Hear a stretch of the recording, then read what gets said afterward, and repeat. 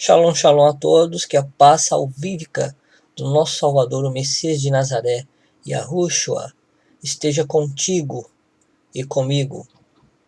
Vamos para mais um estudo sobre o guerreiro, o valente Jefté, ou no hebraico, Iftar. Jefté no hebraico seria ou Iftar, porém é mais conhecido como Jefté, que significa que o Eterno abre, ou Elohim abre. Esse é o significado do seu nome. Além disso, ele foi um grande guerreiro, valente de Israel e juiz, onde chefiou um grupo de homens foragidos e os líderes da casa de seu pai. Também foi o 9º juiz dos israelitas. Derrotou completamente os amonitas e também ofereceu sua filha ao Eterno, que será o foco desse nosso estudo, o qual muitos alegam que Iftar, ou Jefté, tenha oferecido a sua filha em um holocausto a um ídolo estranho ou a um ser estranho que não seja o Elohim de Israel, ou um outro ser espiritual que se passa pelo Criador, o Eterno de Israel. Existem muitas seitas e ideologias a respeito do Elohim de Israel no Antigo Testamento, com vários profetas, Moisés, que é Moshe, Eliseu e outros, e também com o Jefté, que no hebraico é Iftar, que quer dizer que o Eterno abre. Então, Iftar, ou Jefté, ele foi o 9º juiz dos israelitas. E, além de ter vencido os amonitas, também feriu os efraimitas.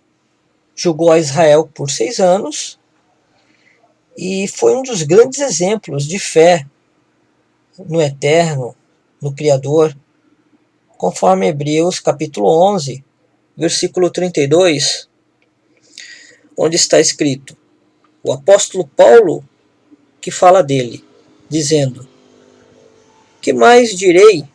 Não tenho tempo para falar de Gideão, Baraque, Shinshon, que é Sansão, Iftar, que é Jefté, Davi, Samuel e dos profetas, os quais pela confiança conquistaram reinos, praticaram a justiça, receberam o que foi prometido, fecharam a boca de leões, apagaram o poder do fogo, escaparam do fio da espada, tiveram a fraqueza transformada em força, tornaram-se poderosos na batalha e puseram em fuga exércitos estrangeiros. Temos aqui que esses personagens, eles conquistaram reinos e praticaram a justiça, conforme o relato do apóstolo Paulo, ou Saulo, que é Shaul em hebraico. Estaria o apóstolo Paulo equivocado em falar que estes, inclusive Jefté, praticaram a justiça? Com certeza não. Porém, existem ignorantes que não interpretam corretamente o original da escritura, não têm a compreensão do Ruach HaKodesh, do Espírito Santo, da passagem de Jefté, onde ele oferece a sua filha ao Criador. É o que vamos estudar neste estudo. Para você conhecer o perfil do guerreiro valente, juiz de Israel, por 6 anos, leia o capítulo 11 do livro de Juízes inteiro. Aí você vai ter um perfil desse personagem, Jefté, ou Iftar, no hebraico. Leia também o capítulo 10, pois no capítulo 10 existe a nota de quem seria o juiz de Israel, ou o próximo juiz de Israel. E no capítulo 11 temos Jefté, ou Iftar, já como juiz. Aí você vai entender o contexto de como e por que ele virou o juiz. O contexto completo. Capítulo 11 dá para entender, mas leia o capítulo 10 e você terá um contexto mais amplo. Então vamos ao estudo. Já estamos estudando sobre o personagem. Agora vamos sobre o foco do estudo, que é o sacrifício que ele fez ao Criador o Eterno, sendo a sua filha esse sacrifício. Estaria Iftar, o Jefté, queimando uma pessoa como sacrifício ao Eterno? Creio que não. E a Escritura também mostra que não. Porque isto é abominável ao Criador. Jefté, como um hebreu da tribo de Manassés, logicamente conhecia os estatutos e ordenanças de Elohim, o Criador. Onde temos, por exemplo, em Deuteronômio, que o Eterno proíbe tais coisas. No capítulo 12, dos versículos 29 ao 32, capítulo 12 de Devarim, ou Deuteronômio, está escrito o seguinte: quando o Eterno teu Elohim exterminar de diante de ti as nações, aonde estás entrando para as possuir, e as desapossares e habitares na sua terra, guarda-te para que não te enlaces para as seguires, depois que elas forem destruídas diante de ti, e que não perguntes acerca dos seus Elohim. Neste contexto é ídolos, ou deuses estranhos, como é conhecido popularmente. Porém, a palavra Elohim, ela serve tanto para o Criador, o poderoso de Israel, porém quando fala Elohim, com E minúsculo, está se referindo a outros ídolos. E que não perguntes acerca dos seus Elohim, dizendo, de que modo serviam estas nações os seus ídolos? Pois do mesmo modo também farei eu. Não farás assim para o Eterno teu Elohim, porque tudo que é abominável ao Eterno e que ele detesta, fizeram elas para com seus ídolos, pois até seus filhos e suas filhas queimam no fogo aos seus ídolos. Tudo que eu te ordeno, observarás, nada lhe acrescentarás, nem diminuirás. Aqui temos o contexto de explicação do Eterno sobre queimar um ser humano como sacrifício. Para provar que o Eterno, ele é onisciente, ele é onipresente e onipotente. Ele sabe o que diz. Ele não mente, ele sempre diz a verdade, porque quando ele se fez carne, ele disse, eu sou o caminho, a verdade e a vida. Ou seja, ele jamais mentiu, porque ele é a própria verdade. E neste contexto ele não entrou em contradição, ou aceitou, ou aceita sacrifícios humanos como holocausto. De maneira nenhuma. Tanto que o apóstolo Paulo, em Hebreus, como lemos, aponta Jefté como um daqueles que praticou a justiça. Ora, então se o apóstolo Paulo, que foi uma das maiores autoridades na nova aliança, entre os apóstolos, disse que Jefté, Moisés e outros praticaram justiça, consequentemente dá a entender que Jefté, nesta ocasião, não ofereceu sua filha em holocausto no sentido que ela foi queimada ao Criador, porque é contraditório com o que o próprio Eterno Criador ordenou lá no livro de Deuteronômio ou Devarim, como lemos. Ou seja, sua filha, a filha de Jefté, já tinha um entendimento do Eterno Criador, quando ele chegou e falou que tinha oferecido ela e que não era fácil de entregá-la em dedicação ao Eterno. Aquele sacrifício representava a sua virgindade, onde ela mesma já possuía entendimento que não poderia se casar, nem se dedicar a seus filhos ou seu marido, mas somente ao eterno Criador. Este era o sacrifício dela, se consagrar sua virgindade para o resto da vida, se dedicando ao eterno Criador e a mais ninguém. Esse foi o sacrifício que ele ofereceu ao Criador.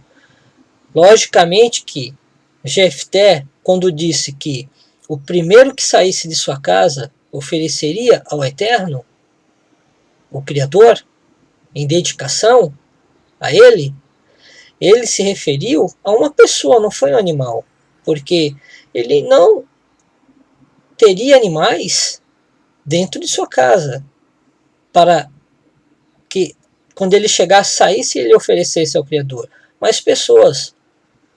É óbvio que a filha dele poderia ser uma dessas pessoas. É notório que quando Jefté chegou, a menina estava louvando ao Criador com instrumentos musicais. Né? Ela já tinha um entendimento e mover do Ruach HaKodesh, do Espírito Santo.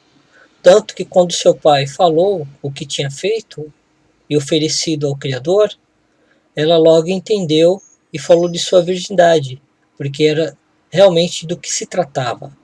A prova disto é que depois ela pediu para o seu pai ir com suas amigas por 2 meses lamentar sobre sua virgindade nas montanhas, pois morreria virgem, né? Teria uma vida inteira virgem, sem conhecer homem, sem ter filhos, única e tão somente dedicada ao Eterno, o Criador. Consequentemente, morreria virgem. Neste contexto, que ela chorou e lamentou. Tanto que Jefté, ou Iftar, no hebraico, decretou uma lei em Israel para que cada ano as mulheres de Israel lamentassem durante 4 dias a filha dele, que foi dedicada ao Eterno, foi dedicada ao Criador, ao serviço do Eterno, e consequentemente morreria virgem, sem poder se casar e se dedicar a uma vida de esposa e mãe. Temos outros exemplos nas Escrituras, onde suas mães e seus pais o dedicaram ao eterno Criador. E aí esses profetas permaneceram virgens até sua morte, ou seja, morreram virgens, como o profeta João Batista, entre outros. Percebe-se então que a filha de Jefté já louvava ao Criador.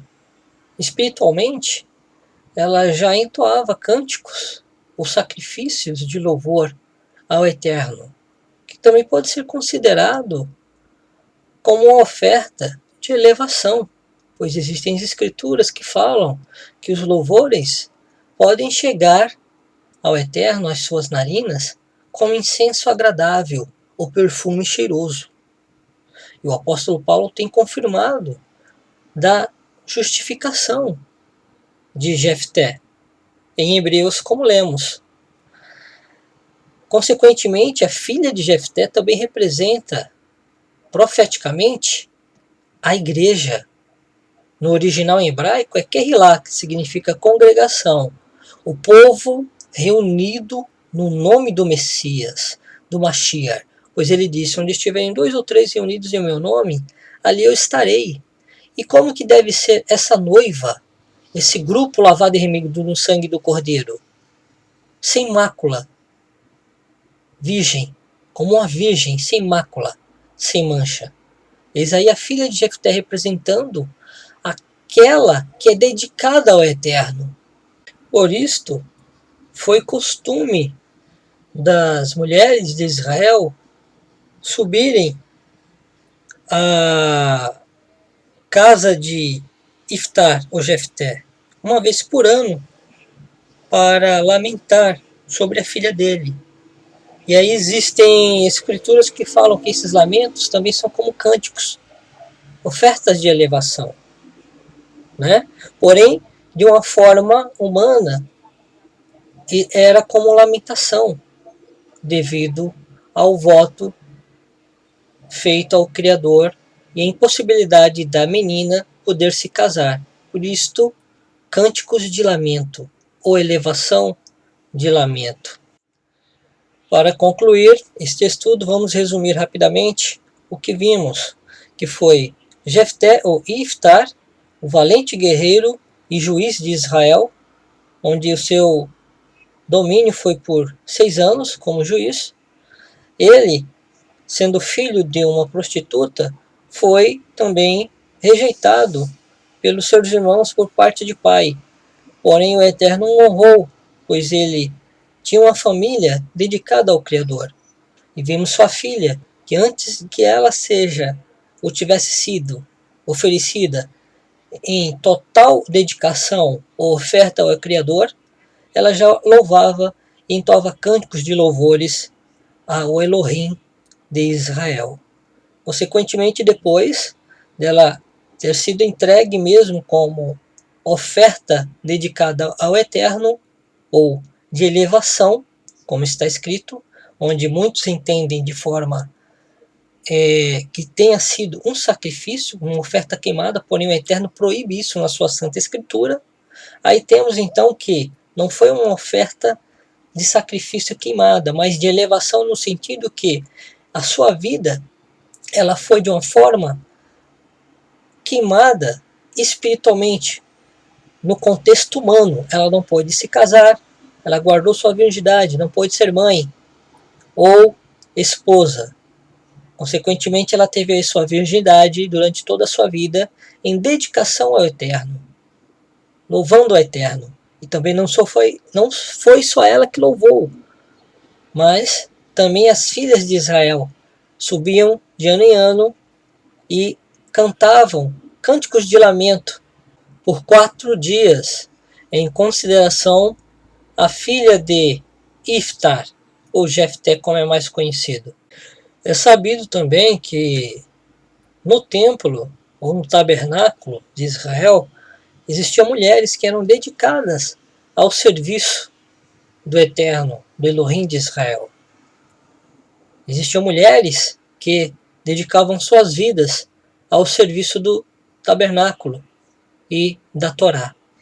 Concluímos então que, devido ao apóstolo Paulo citar em Hebreus, como lemos, como um dos que tinham agido com justiça, temos aí então que ele adorou e dedicou sua filha ao único e verdadeiro Elohim de Israel, porque o próprio apóstolo Paulo o testifica que ele foi um bem-aventurado que serviu e agiu com justiça diante do Eterno.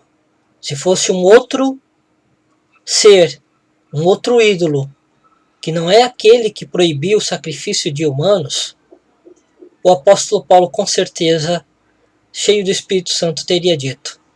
E não foi isso que ele disse. Ele disse que tanto Moisés como Davi, Sansão e Jefté, que no hebraico é Iftar, eles agiram com justiça diante do Eterno. Aleluia, louvado seja Yahushua, o Messias. Shalom a todos.